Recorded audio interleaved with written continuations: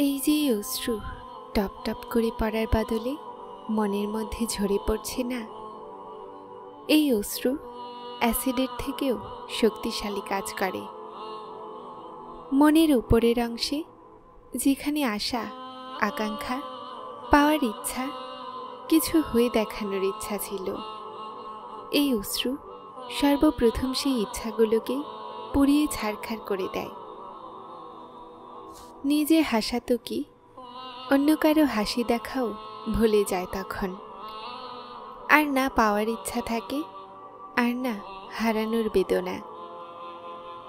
সবচেয়ে বড় ব্যাপার হলো এই সময়ের দুঃখ, যখন করার মতো আর কিছুই থাকে না। ঘুমও আসে না, না কোনো বন্ধু থাকে আর না কোনো বন্ধুত্ব।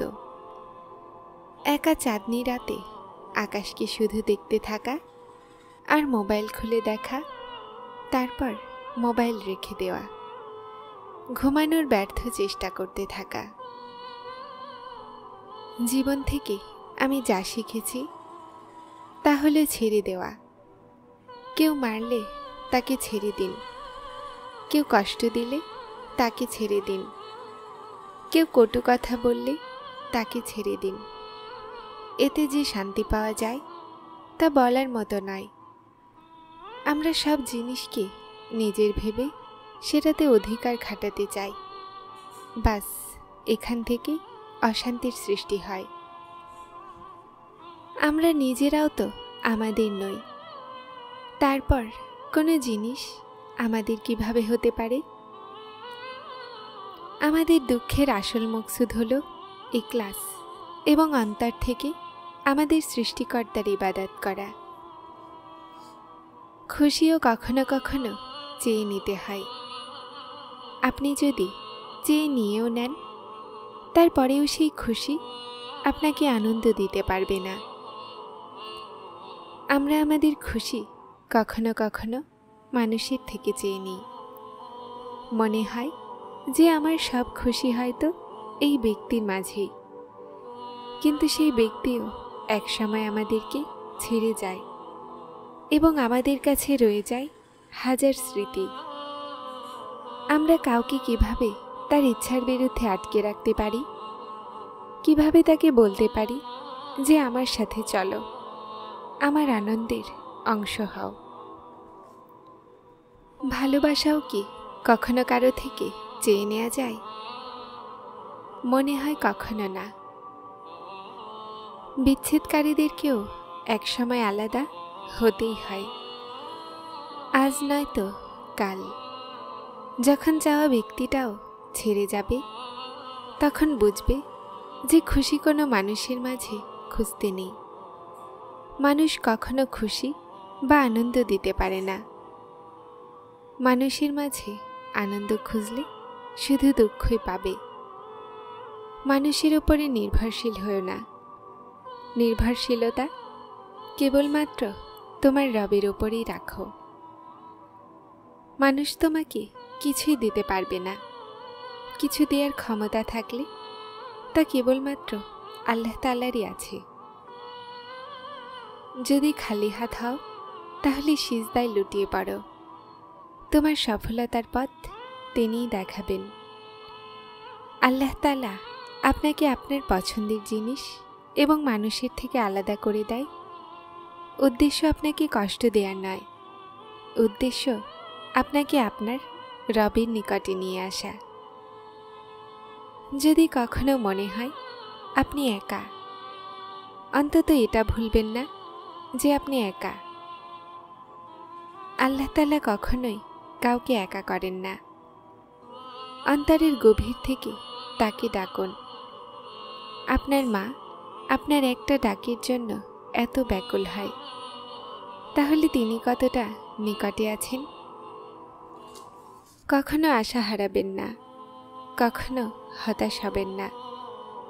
যিনি কখনো নিরাশ করেন না, তিনি হৃদয়কে জুড়ে দেন। তিনি গাফুরুর রাহিম।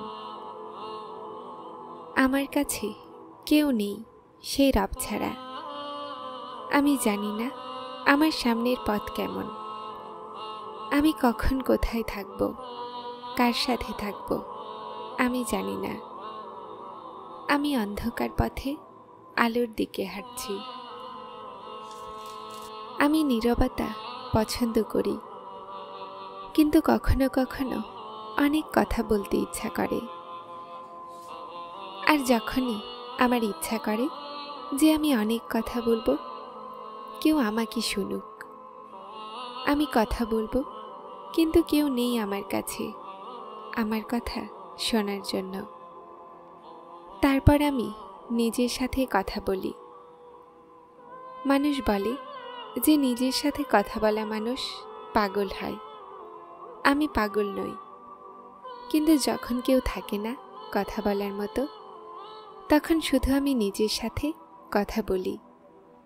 আর নিজের সাথে কথা বলতে বলতে আমার মনে হয় আমি লিখি, কারণ আমার লিখতে ভালো লাগে। আমি আমার মনের কথা লিখে আমাকে বলি। কেউ শুনুক আর না শুনুক কোনো ব্যাপার নয়। কিছু পাওয়া, কিছু হারিয়ে ফেলা, কখনো হাসি অথবা কখনো কান্না, কখনো ক্রোশ দূরের রাস্তা মিনিটে নির্ধারণ করা, আর কখনো মিনিটের রাস্তা সফর করতেও ক্লান্ত হয়ে যাওয়া, সময়ের সাথে এগিয়ে যাওয়া, আর কখনো একটা দুর্ঘটনায় থমকে যাওয়া, কখনো কবুলিয়তের জন্য বারবার আকাশের দিকে তাকানো, আর কখনো হেরে সিজদায় লুটিয়ে পড়া, কখনো এমন সবর করা যে সব ব্যক্তিকে হার মানাবে, আবার কখনো এক কথাই ভেঙে চুরমার হয়ে যাওয়া, কখনো পড়ে গিয়েও উঠে দাঁড়ানো, আবার কখনো ভাঙা টুকরোকে জোড়ার চেষ্টা। এর নামই হলো জীবন। আর জীবন আপনাকে সব রং দেখায়, যেন এটাকে বোঝেন কিভাবে অতিবাহিত করতে হয়।